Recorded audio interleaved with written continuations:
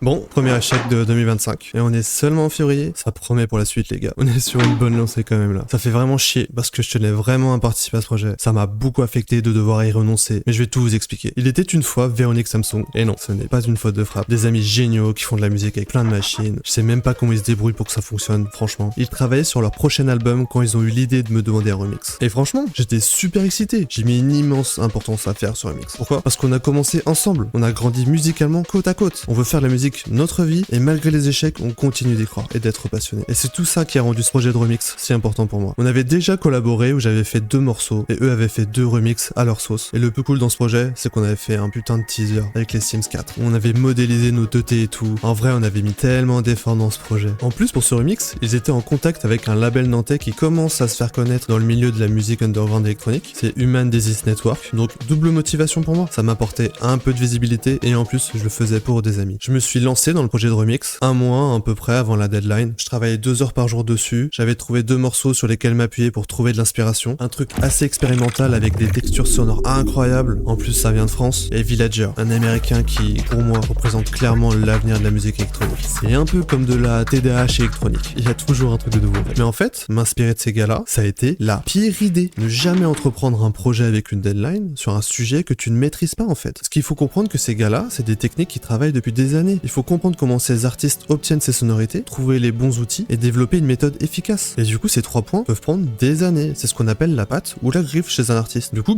parfois, en fait, je suis clairement inconscient. Je pensais y arriver comme ça, easy quoi. Mais pas du tout. Une semaine avant la deadline, j'avais un début d'intro.